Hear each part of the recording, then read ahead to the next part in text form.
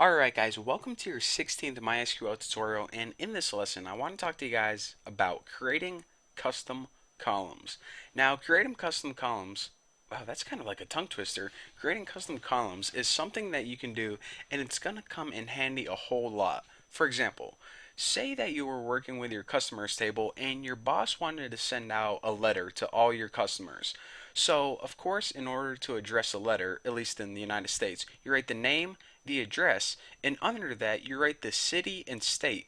But in order to write the city and state, you typically write it like this. Instead of writing the city and state like that, you write the city with a comma and then the state after it.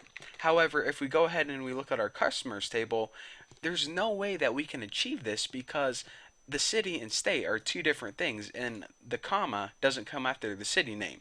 So your boss comes in and he's like, Bucky, I need a column that has city, comma, state. And we're like, okay, well, these are the only columns we have to work with. What do you want us to do? Lucky for you, you have been watching my tutorials and you know that there is a way that you can temporarily make your own custom columns. So let me go ahead and use a select statement, but instead of selecting city and state, I'm going to teach you guys about a simple function.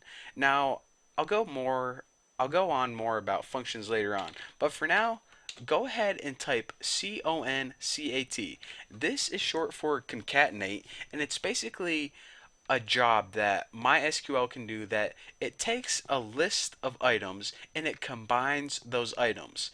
Now, the first item we want to combine is city. Now, of course, whenever you're using a list, just separate it with commas.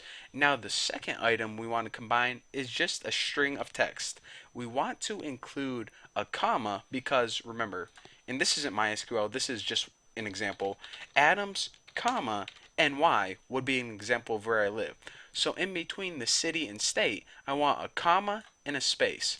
So anytime you are just including raw text, go ahead and put it in between single quotation marks. So a comma and space is the next thing I want, and then the last thing in my list, of course, I need a comma to separate my list, is the state. So again, city, comma and space, state. Now those three things need to be separated with a comma. So now that I'm going to go ahead and select that column, and again, this is a column that I'm going to make up from customers, I can go ahead and run this and check it out. I now created a new custom column that is made up of the city name with a comma and a space after it, and then the state. So Adams is a city. Did I say city? What the heck is city? Adams, comma space, New York. Gary, comma space, Indiana, I think that is. Phoenix, comma space, Arizona. So that is how you can use the concat to pretty much, like I said, concat is short for concatenate, which means join things together. So it takes a bunch of items as a list and it joins them together. You can either join together two columns that already exist, or whenever you want to use text, like maybe a comma, or maybe you want to use a hyphen or a plus sign, you need to include that in between single quotation marks. Now you're saying, okay, well, I know PHP or some other program already, or maybe Java, and in order to reference this column, it needs to have a name. So what is the name of this column? Is it city? No. Is it state? No. Is it concat city, comma, state, comma, whatever? No. In order to give this new column a name, because check it out, whenever you make a table, every column has a name.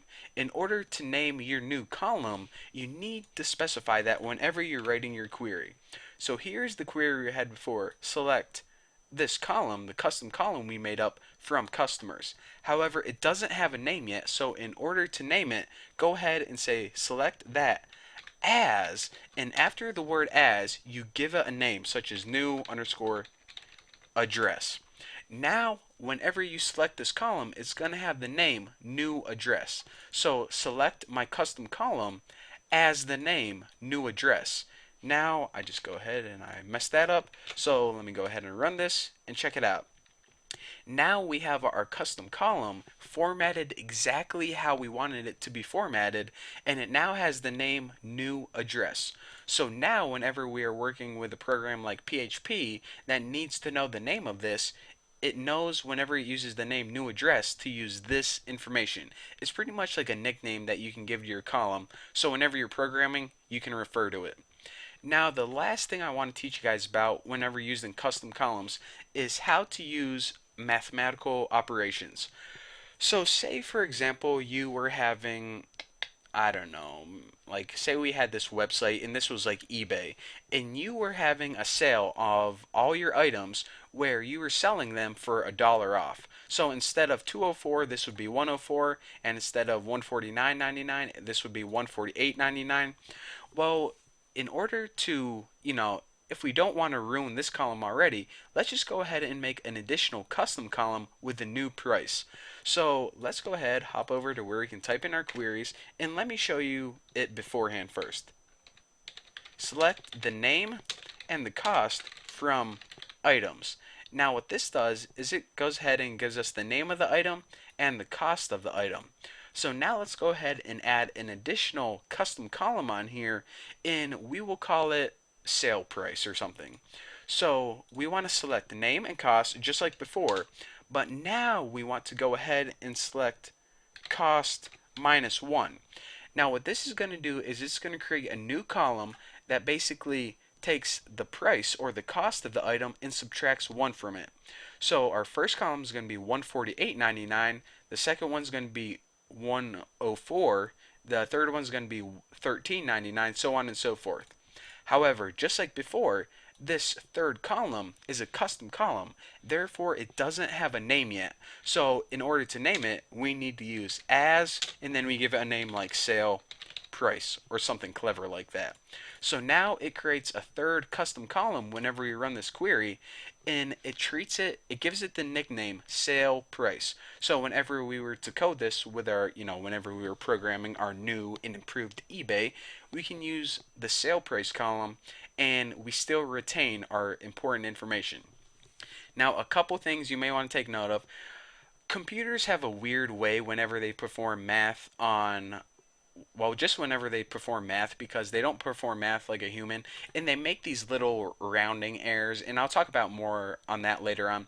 But we're going to learn how to format this properly. For example, drop all these unneeded decimal points, and I'll explain to you guys why computers can't perform math in the way that me and you can later on. But for now, that isn't the that's not, I don't want to get into all that right now. I just want to go ahead and talk about custom columns and how to nickname your custom columns. So the last thing I want to talk about is, how I used minus as a simple mathematical operation? You can also use plus, and whenever you want to multiply, you use the asterisk, the symbol above the 8, and that means multiply it by 1. And divide is the forward slash. So again, plus, minus, asterisk for multiply, and forward slash for divide. So, don't look for like a division key on your keyboard or something because it doesn't exist.